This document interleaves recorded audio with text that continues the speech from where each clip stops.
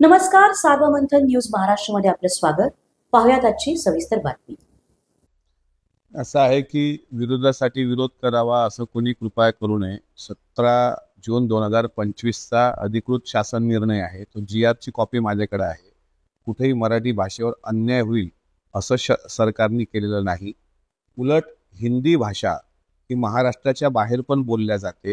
हिंदी भाषा मोठ्या प्रमाणात मुंबईसारख्या मोठ्या शहरांमध्ये, नागपूरसारख्या मोठ्या शहरांमध्ये बोलली जाते. किंवा आता आपल्याला इंग्रजी येत नसेल आणि केरळ राज्यात आपण जर गेलो तर तिथं पण हिंदी आणि इंग्लिश या दोन भाषा चालतात, कारण हिंदी शेवटी ही आपली राष्ट्रभाषा आहे. आता शासन निर्णयामध्ये काय लिहिलं आहे की हिंदी ही तृतीय भाषा म्हणून अनिवार्य असेल आणि 1ली ते 5वी साठी माध्यम भाषा मराठी व इंग्रजी अशा 3 भाषा अभ्यासल्या जातील. आणि पुढे असं लिहिलं आहे, सर्व माध्यमांच्या शाळांमध्ये मराठी भाषा अनिवार्य असेल. ही मराठी भाषेला कुठेही धक्का लागणार नाही आणि इतर भाषेचा सुद्धा सन्मान होईल. आता 3री भाषा काही लोकांना जर आता कोकणी शिकायची आहे, पण शाळेत 20 विद्यार्थी आहेत, तर त्यांना कोकणी सुद्धा शिकता येईल ऑनलाईन पद्धतीने. त्याची अध्यापनाची व्यवस्था हे स्वतः सरकार करणार आहे. कोणाला जर संस्कृत शिकायची असेल पण कंपल्सरी 20 विद्यार्थी असतील, शासन निर्णय एकदा वाचा. तशा पद्धतीने आणि आजच्या पिढीनं सर्व भाषा अभ्यासल्या पाहिजे ना. आपण ज्यावेळेस सोयीचं राजकारण आपलं करतो, आपण छत्रपती शिवाजी महाराजांचं नाव घेतो, संभाजी महाराजांचं नाव घेतो, सावित्रीबाई फुलेंचं नाव घेतो. स्वतः शिवाजी महाराजांना 7 भाषा येत होत्या. स्वतः शहाजी राजांनी मराठी सोबतच कन्नड भाषेचा अभ्यास केला होता. त्यांचे म्हणजे कन्नड भाषा असेल, हिंदी भाषा असेल, ब्रजभाषा असेल. इतकंच नाही, शिवाजी महाराजांची स्तुती करणारं पहिलं काव्य हे कवी भूषणनी लिहिलं आहे, इंद्रजी मी जंब पर. हे हिंदीमध्ये काव्य आहे. छत्रसाल बुंदेला आला होता, तो हिंदी भाषिक होता. इतकंच काय, आपण संभाजी महाराजांपर्यंत जाऊया, त्यांना तर 17 भाषा येत होत्या. त्यांनी हिंदी भाषेमध्ये भेदनायिका आणि नखशिखांत असे 2 ग्रंथ निर्माण केले. सावित्रीबाई फुलेंनी तर आणखी एक पाऊल पुढे टाकून सांगितलं का, इंग्रजी माऊली, इंग्रजी सावली, इंग्रजी वै खरी बहुजनाची, इंग्रजी शिकूनी जाती भेद मुळा आणि भटा भारुळा गाडून या. हे सावित्रीबाई फुलेंनी म्हटलेलं आहे. त्याच्यामुळं महात्मा फुले हिंदी, मोळी, बाबासाहेब आंबेडकरांच्या अनेक भाषेवर प्रभुत्व आहे, महात्मा फुलेंचं अनेक भाषेवर प्रभुत्व आहे. शिवाजी महाराजांना 7 भाषा येत होत्या, शंभूराजांना 17 भाषा येत होत्या, शहाजी महाराज अनेक भाषेचे जाणकार होते, जिजाऊसाहेब अनेक भाषेचे जाणकार होत्या, अहिल्यामाई होळकरांना अनेक भाषा येत होत्या. ह्या आपल्या महापुरुषांनी मराठी हा आपला प्राण आहे, मराठी आपला श्वास आहे, मराठी भाषेच्या व्यतिरिक्त सुद्धा इतर भाषा शिकल्या पाहिजे हे जर महापुरुषांनी सांगितलं असेल.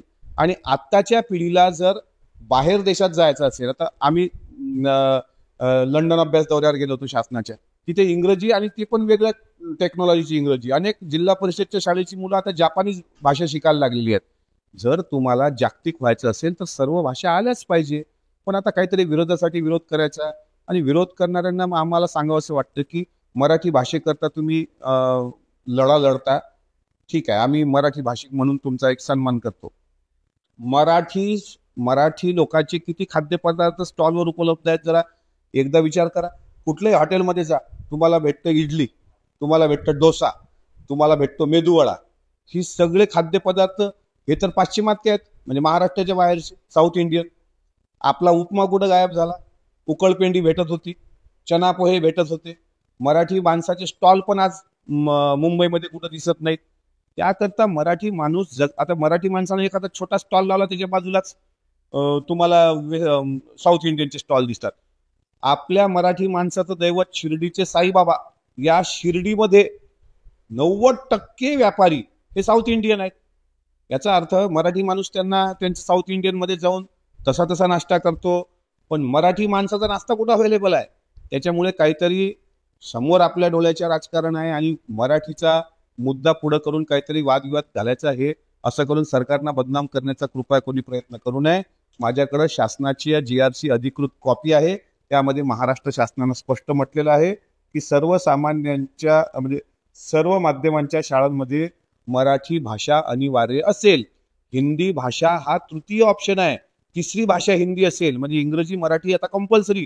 आणि त्याच्या व्यतिरिक्त जर कोणाला ऐच्छिक विषय घ्यायचा असेल, कोणाला कोंकणी शिकायची असेल, कोणाला संस्कृत शिकायची असेल, कोणाला कन्नड शिकायची असेल, कोणाला पाली भाषा शिकायची असेल, तसे जर 20 विद्यार्थी तिथे उपलब्ध असले तर तशी सुद्धा सोय हे राज्य सरकार करून देणार. एवढा स्पष्ट GR असताना काहीतरी आंदोलनं होतील आणि महाराष्ट्राचं वातावरण खराब होईल असं कृपा करून करू नका.